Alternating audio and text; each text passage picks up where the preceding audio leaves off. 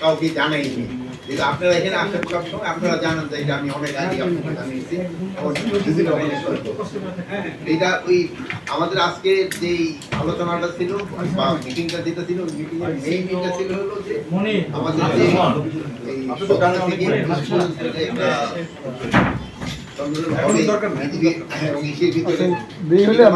জিনিসগুলি আলোচনা হবে এবং আমাদের পজিশনটা কি হবে ওইটার ব্যাপারে। এখানে মেইনলি যেটা যে পয়েন্টগুলি আসবে, এখানে আসলে বিজিবি গিয়েছে পরিচালনা সীমান্ত সংগঠনের বিজিবি প্রতিনিধি ছাড়াও কিন্তু থাকে পররাষ্ট্র মন্ত্রণালয়ের প্রতিনিধি থাকে, স্বরাষ্ট্র মন্ত্রণালয়ের প্রতিনিধি থাকে, বাংলাদেশ জরিপ অধিদপ্তরের প্রতিনিধি থাকেন, ভূমি রেকর্ড জরিপ অধিদপ্তরের প্রতিনিধি থাকেন, যৌথ নদী কমিশনের প্রতিনিধি এবং এই জন্য এই মিটিংটার মধ্যে বিভিন্ন মন্ত্রণালয়ের জিনিসগুলো কিন্তু আলোচনা। এখানে মেইন আলোচনার ভিতরে থাকবে যে বিএসএফ যে ভারতীয় নাগরিক এবং ভারতীয় দুষ্কারী কর্তৃক সীমান্ত হত্যা ও সীমান্ত বাংলাদেশি নাগরিকদের উপর গুলি চালানো আহত বন্ধ করা। জানেন যে ভারতীয় নাগরিকরা বিএসএফ এবং অন্যান্য যারা এই আমাদের যে সীমান্ত যে সেটা এইভাবেও তাদের এটা কোনোভাবেই বঞ্চিত না, ইন্টারন্যাশনালিও এবং যে কোনো জায়গায়। অনেক সময় দেখা গেছে যে বিএসএফ এবং তাদের দুষ্কৃতিকারীরা আমাদের বাংলাদেশি নাগরিক ধরে নিয়ে যায় বর্ডার থেকে কাজ করার সময়। এটা এইভাবেও এটা যেন তারা না করে এই জন্য তারা।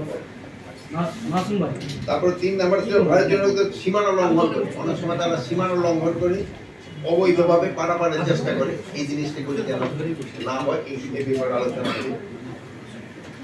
প্লাস এই ভারতীয়রা অনেক সময় তাদের বর্ডার বেল্টে অনেক সময় যে মাদকের বিভিন্ন এই ফেন্সিডিল কারখানা এইসব কারখানা তৈরি করে আমাদের দেশে এই জিনিসগুলি, যদিও ওই ফেন্সিডিলটা তারা ঔষধ হিসাবে বলে বানায় কিন্তু আদারওয়াইজ বানায় এটা মাদকের জন্য এবং আমাদের বাংলাদেশের কিছু দিয়ে দেয়।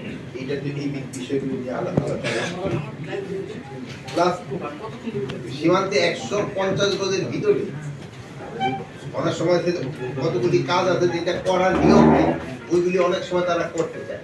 আর কিছু কাজ আছে যেটা কোনো দেশের পারমিশন ডেভেলপমেন্ট কাজ যদি করতে হয় তো আমাদের হয়তো একটা, যেহেতু জানেন যে বর্ডারটা একেবারে মানে অনেকে ঘরের পাশটা চলে গেছে, এইসব ক্ষেত্রে কিছু করতে হলে কিন্তু একজন আরেকজনের অনুমতি নিতে হয়। যেমন ধরেন হয়তো আমরা একটা মসজিদ করতে চাই, ওরা হয়তো একটা মন্দির করতে চাই, এগুলি একজন আরেকজনের অনুমতি নিয়ে করছে। এই এটা যেন অনুমতি নিয়ে করে এই ব্যাপারে আলোচনা। আর হলো আগরতলা দিয়ে জানে যে এই অনেক সময় ইন্ডাস্ট্রিয়াল বর্জ্যগুলি আছে বাংলাদেশের এই খালে এসে পানিগুলি একবারে নষ্ট করে দেয়। ওখানে আমাদের সাথে একটা চুক্তি একটা হলো টিপি আর একটা হলো এসটিপি।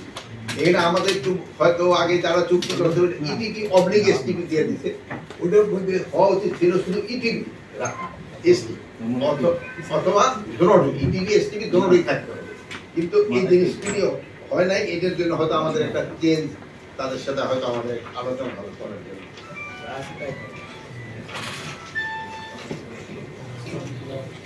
আর তারপরে যে বাংলাদেশের যে নদী আছে এই নদীগুলির পানিটা যেন সুষম বন্টন হয়, এটার ব্যাপারে আলোচনা হবে।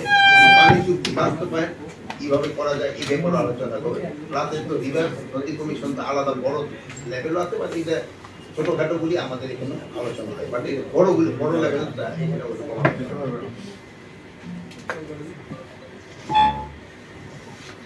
প্লাস মুহুরিচরে একটা সমস্যা আছে, ফেনীর মুহুরিচরে ওই এলাকায় ওই বর্ডার ফিলার স্থাপনের মাধ্যমে সীমানা নির্ধারণ করা, ওখানে সমস্যা আছে, ওইটা নিয়ে একটু আলোচনা।